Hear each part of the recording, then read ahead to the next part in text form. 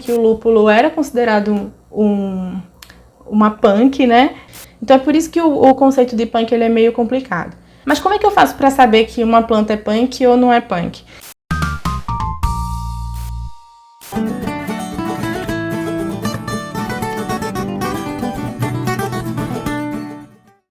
Oi pessoal, tudo bem? Hoje eu queria gravar esse vídeo para dar um insight, para fazer cervejas novas, cervejas criativas. A gente tá nessa pegada de falar um pouco sobre criatividade na cerveja lá no Instituto Ceres. Quem não segue, por favor, @Instituto Ceres lá no Instagram.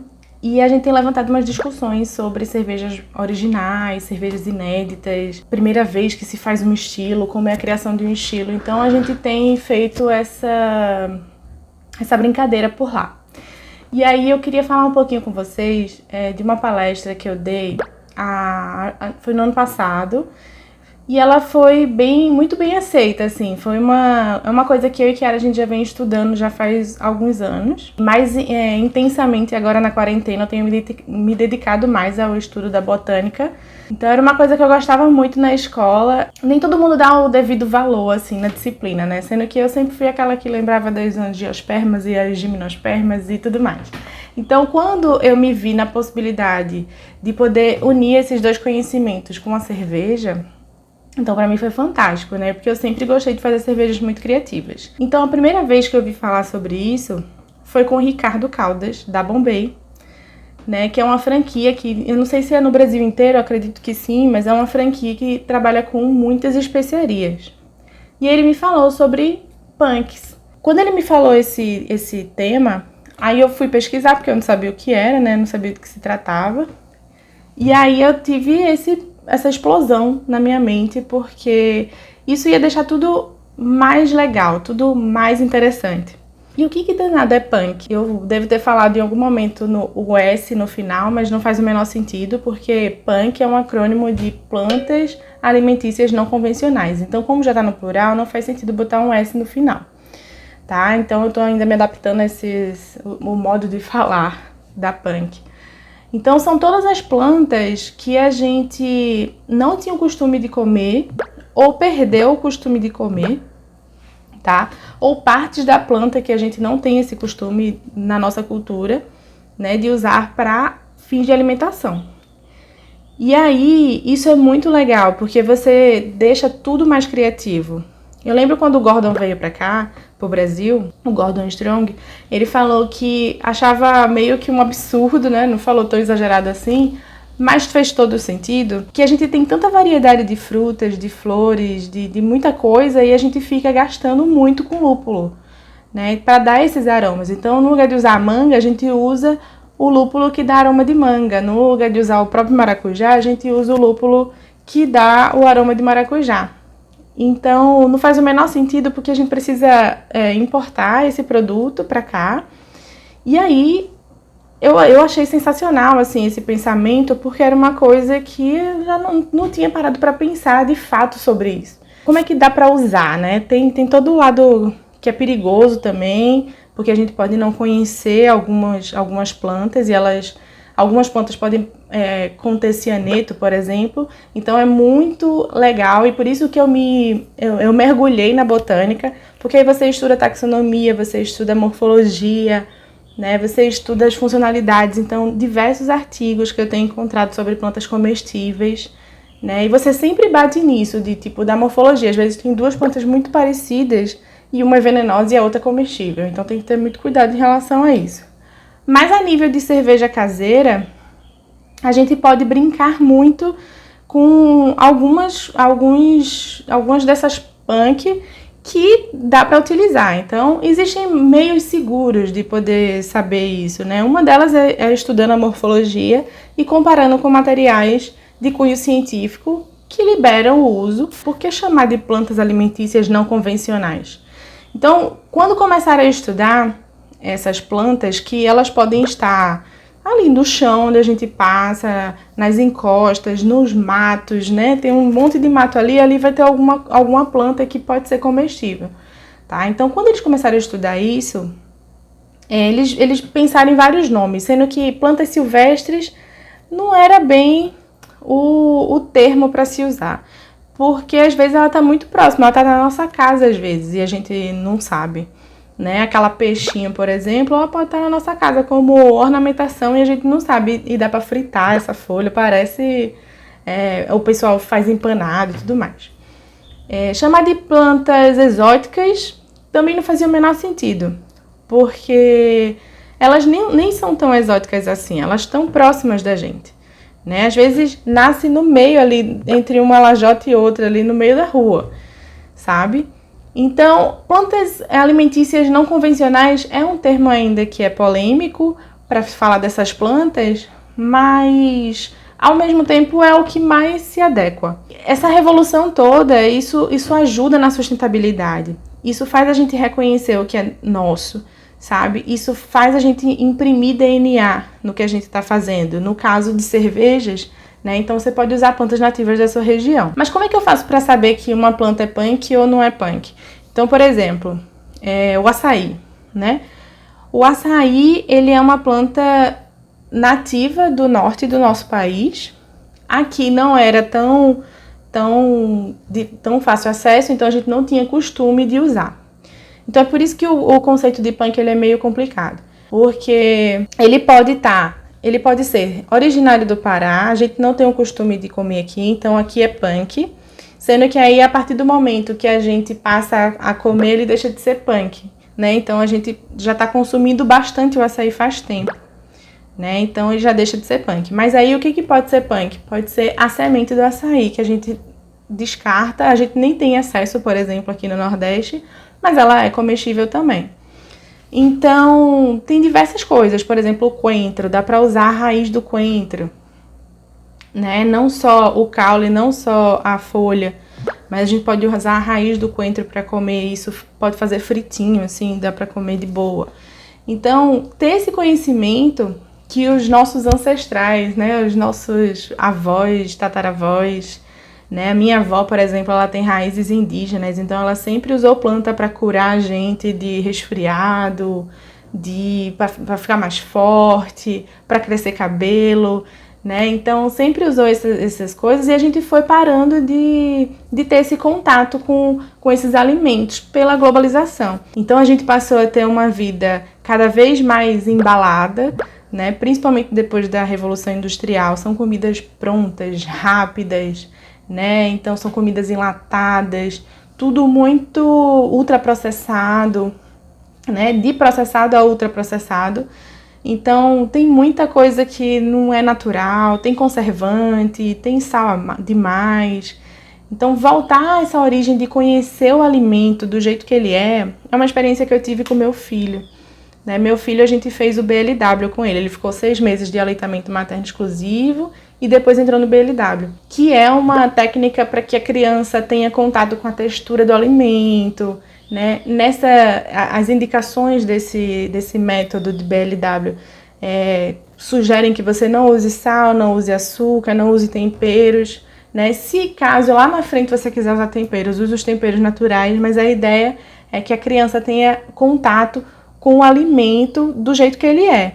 Então ele tem o sal próprio, ele tem o açúcar próprio, né? E ele tem esse contato para conhecer isso. E hoje Arthur é uma criança, não sei se vai mudar, né? Porque sou mãe de primeira viagem. Tem esse contato com o alimento, com esses vegetais, e ele tem uma alimentação super rica, né? Então hoje ele não precisa, é tudo na nossa cabeça, assim, a gente que precisa ficar botando açúcar e sal em tudo que a gente come, porque a gente foi acostumado com isso.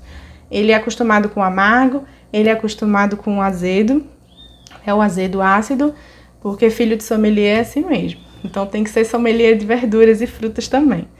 Então a gente fez esse trabalho com ele e tipo, tem muitos pontos muito legais, porque eu também mudei um pouco, eu passei a abrir a mente para o sabor de cada coisa, né? Então nem toda punk tem gosto de mato. Você sabe, eu acabei de falar aí agora sobre a semente do açaí. Não vai ter gosto de mato nunca, né? Apesar que tem gente que não gosta de açaí porque tem gosto de terra, né? Igual a beterraba. Agora na quarentena, o fato de eu estar estudando botânica um pouquinho todos os dias, eu estou tentando criar algumas plantas aqui, né? E às vezes é muito rápido, tem umas que são muito devagar. Então, um teste de paciência também, de esperar a natureza. E isso tem sido uma descoberta muito boa para mim, assim, porque eu não tinha paciência nenhuma de cuidar de planta.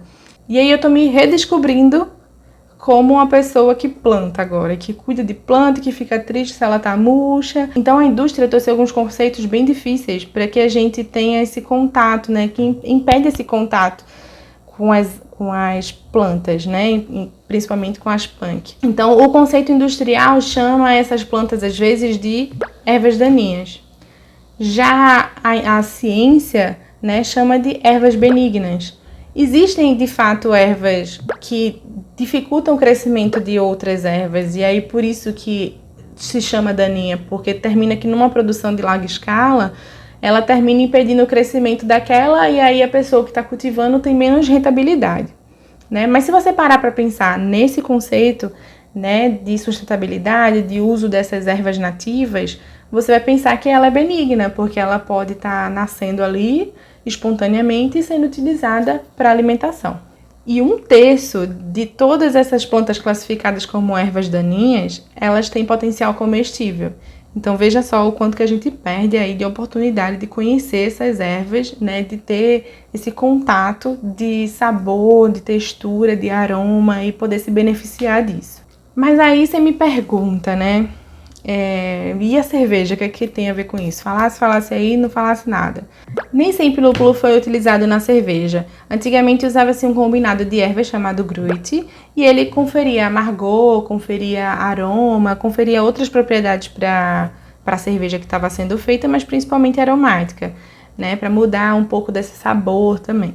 E aí, com o desenvolvimento das pesquisas, né, principalmente de Hildegard, que era uma médica e era botânica, ela era pesquisadora, ela descobriu as propriedades bacteriostáticas do lúpulo e viu-se que dava para a cerveja ter uma durabilidade muito maior, e ele também conferia várias outras características para a cerveja que eram benignas. Então, depois de muito tempo, e houve um período de transição em que o lúpulo era considerado uma punk, né? Então não era utilizado para alimentação, e agora passou, porque cerveja é alimento, sempre foi desde o começo da humanidade. E é isso, aí o lúpulo começou a ser utilizado na cerveja. Hoje a gente estuda cada vez mais o lúpulo e tenta desenvolver ele principalmente em regiões que não eram habituais, como o Brasil, por exemplo.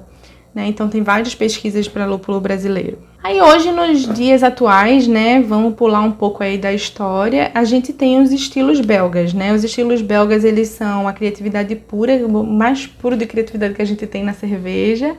Eles usam bastante especiarias, né? Então a gente vê cardamomo, a gente vê noz moscada, a gente vê anis, cravo, canela, a gente vê muita especiaria na escola belga, é uma das principais. E eles também fazem uso dessas punk. Então, não sei se vocês entenderam um pouco o conceito de punk. Ele pode ser regional, pode ser nacional, internacional. Então, se eu uso num país e não uso no outro, naquele outro ele é uma punk e aqui não é. Pode ser de uma região para outra também, né? Região norte, região nordeste, a gente tem perfis bem diferentes de plantas que a gente come. E quando eu falo plantas, eu quero falar tudo. Eu quero falar flor, raiz, fruto. Eu quero falar tudo. Tudo que envolve a planta ali. Então, mais para frente, a gente dá uma detalhada, passo a passo, sobre raízes, sobre frutos, sobre flores. Vai ser bem legal. Se já tem o costume de usar hortelã, manjericão, né? Então, pensar em outras ervas também é bastante legal. É um exercício de criatividade. Então, a gente é muito acostumado a dizer que a cerveja tem laranja quando ela parece um suco de laranja. E, às vezes, o que a gente precisa é só dar um toquinho a mais. O que eu mais gosto da cerveja não é cerveja com essas outras coisas, outras ervas, especiarias, não é você passar o suco da fruta no copo, né? É de fato a pessoa beber a cerveja, né? Degustar essa cerveja e ela ficar, meu Deus, tem alguma coisa aqui que eu não sei o que é. E isso é o mais legal, porque aí você mistura o sabor das coisas, né? O malte, ele não é sem sabor, o lúpulo, ele não é sem sabor, né? Então a gente junta isso, até a levedura ela dá sabor para a cerveja. Então quando você junta todos esses 3 sabores aí, mais o sabor da especiaria que você está colocando e uma combinação entre elas, isso aí deixa a pessoa num né? O que que tem aqui? Tô meio curiosa aqui para saber o que é que tá acontecendo nesse copo. E isso é o mais legal. E esse estilo, ele pede isso. Tem uma Sour IPA da Caatinga Rocks, que é a Mandacaru Atômico, que usa chique-chique, que usa palma, né? O nosso cacto. O gado, ele come bastante cacto aqui, mas a gente não tinha o costume de fazer esse uso, né, do cacto de forma alimentícia. E agora ela tá entrando aí junto. A Ora Pronobis, por exemplo, é uma erva que o MasterChef, né, tem popularizado, né, mas alguns chefes já vinham utilizando. Ela tem um sabor azedinho, então é bem legal para poder fazer preparos, para dar um balanço na comida. E da mesma forma você tem que pensar para cerveja. Então, como que seria uma cerveja com Ora Pronobis? Bom, esse foi o vídeo introdutório. No próximo vídeo eu vou falar um pouco sobre as formas de utilização dessas punk. Então, infusão a frio, infusão a quente, tudo isso a gente vai explicar um pouquinho para vocês, para que vocês tomem mais gosto pelo uso da punk. Então, até o próximo vídeo, já vão dando uma lidinha aí, quais são as punk que tem acesso na sua região, né? Me conta aí se você já faz uso de punk na sua alimentação. E é isso, a gente vai conversando, tá? Obrigada aí pela receptividade do retorno. Sigam o @Instituto Seres e sigam a Cervejaria Patilu, que agora a gente vai estar nesse movimento, né, de publicar alguns vídeos para poder voltar essa comunicação com vocês que é tão gostosa. E agora na quarentena é uma coisa que tem me ajudado a espairecer, né, a mente, que é fazer a produção de vídeo. E a gente já está planejando um curso bem legal, não vou falar agora sobre o que é, mas para essa época de pandemia vai ser bem legal e bem útil.